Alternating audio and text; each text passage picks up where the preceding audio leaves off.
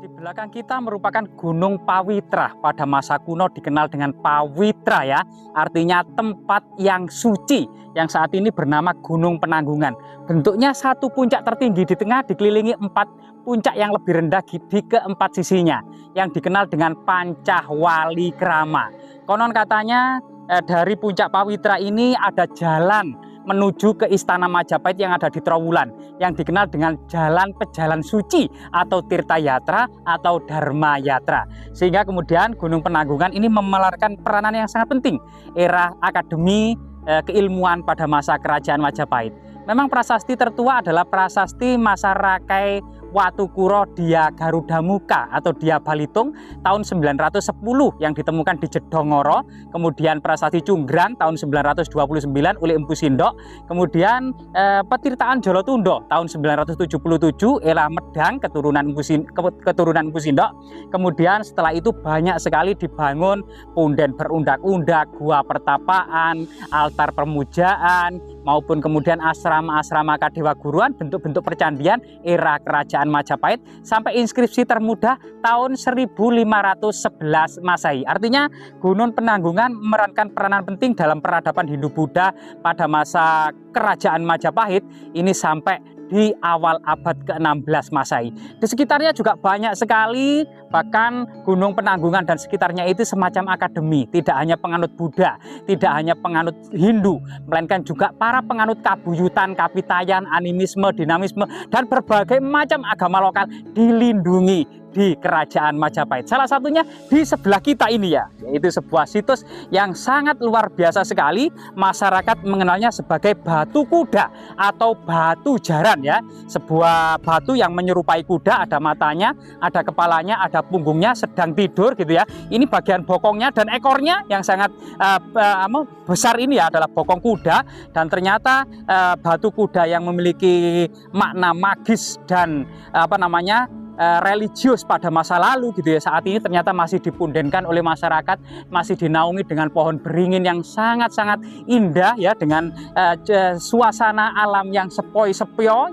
Dan di samping batu kuda ini ada batu megalitik lainnya yang menandakan memang situs ini tidak hanya situs semata-mata bentukan alam sekitar awal-awal terbentuknya Gunung Welirang ya, karena ini memang berada di lereng Gunung Welirang bersebelahan dengan Gunung Penanggungan. Yang Gunung Welirang sendiri diperkirakan muncul dari permukaan laut gitu ya, atau muncul dari dasar laut sekitar 60 juta tahun silam.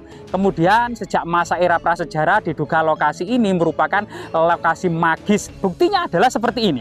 Ini adalah batu alam, batu andesit yang sangat besar, namun menyerupai dolmen, the Great Dolmen, dolmen yang sangat besar, dan ada jejak-jejak prasejarah yang menceritakan sebuah situs magis. Inilah jejak-jejak tersebut. Mungkin kamera bisa di-zoomkan, kalau di sini memang kurang kentara sekali. Ada beberapa baris yang sangat simetris, bentuk lubang-lubang yang dikenal dengan batu dakon. Batu dakon sendiri memiliki makna magis untuk menampung tetesan-tetesan air hujan pertama kalinya yang dianggap magis, serta kemudian sebagai titi mongso, waktunya menanam padi para petani Jawa. Karena masyarakat Jawa berkembang seiring dengan tumbuhnya padi, sehingga kemudian di sekitar sini hamparan padi yang sangat luas. Di masa kuno dan di masa prasejarah tentunya hamparan padi ketika menguning ini seperti hamparan emas, sebuah surga yang tersembunyi penuh dengan tanaman padi yang menguning ya. Nah, ini sangat luar biasa sekali. Ini teman-teman mungkin di zoom batu-batu dakon tersebut yang menceritakan sebuah jejak peradaban prasejarah atau sebuah jejak peradaban kabuyutan atau kapitayan di masa peradaban kuno Hindu-Buddha Kerajaan Majapahit. Serta kemudian yang membatasi antara batu dakon raksasa atau the Great Dolmen dengan batu kuda atau batu jaran ini juga ada menhir raksasa.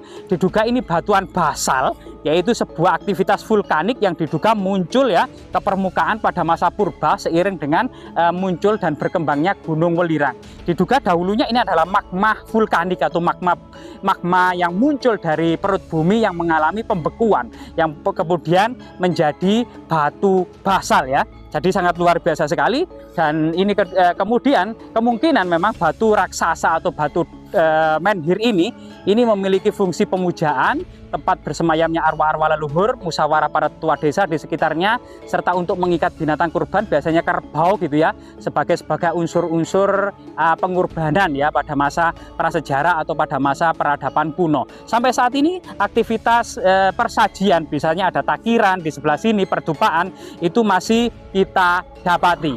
Sedangkan cerita tutur masyarakat tentang batu jaran ini ya, ini seperti ini ya, cerita tutur masyarakat tentang batu jaran yang sangat luar biasa sekali ini diceritakan bahwasanya pada suatu ketika sekitar masa akhir Majapahit, salah satu putri dari Majapahit ya, kemungkinan memang seorang putri dari keturunan Prabu Brawijaya atau mungkin Prabu Brawijaya Kertabumi yang diduga bernama Sri Ganggadara. Jadi putri Majapahit yang bernama Sri Ganggadara ini bertamasya dari kota Trowulan menuju ke lereng Gunung Welirang.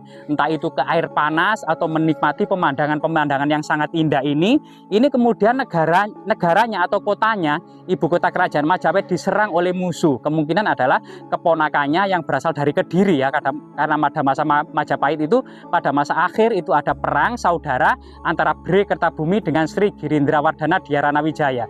Kemungkinan cerita rakyat itu diambil dari latar belakang keruntuhan Majapahit ini, perang saudara antara Trowulan dan Daha atau Kadiri ini ya. Kemudian Sri Ganggadara ini tertahan di lokasi ini karena tidak bisa melanjutkan ke ibu kota Majapahit karena memang ayahnya itu diserang oleh raja dari Kediri tersebut, sehingga tertahan di sini. Dan kereta kudanya ini diduga ya menjadi yang batu kereta kuda ini kemudian atau batu gedek ya, yang lainnya mengatakan versi yang lain menjadi batu gedek. Kemudian pecutnya ada di desa sebelah di Demerak, dan kudanya ini di sini menunggu sang putri gitu ya. Nah, ini sampai kemudian membatu. Nah, ini salah satu cerita yang menghiasi Khazanah, kemudian cerita kerakyatan atau cerita tutur, yaitu kemudian yang berlatar belakang diduga pada masa akhir Majapahit. Sehingga kemudian situs batu jaran ini sampai saat ini kelihatannya masih banyak sampah ya, dan kurang terawat. Kemudian ini merupakan aset desa, aset budaya, aset monumental, dan tentunya aset sejarah dari desa Sumber Kembar, Kecamatan Pacet, Kabupaten Mojokerto, Jawa Timur. Berbagai macam cerita yang terkandung di dalamnya, budaya-budaya yang ada maupun latar belakang sejarah dan situs-situs pemujaan ini tentunya harus dirawat dan dilestarikan. Semoga kemudian situs-situs ini bisa terekspos dan bisa terawat, banyak kemudian memberikan makna-makna dan pola-pola sejarah dalam kemudian mengambil kebijaksanaan atau pelajaran darinya ya. Semoga bermanfaat teman-teman.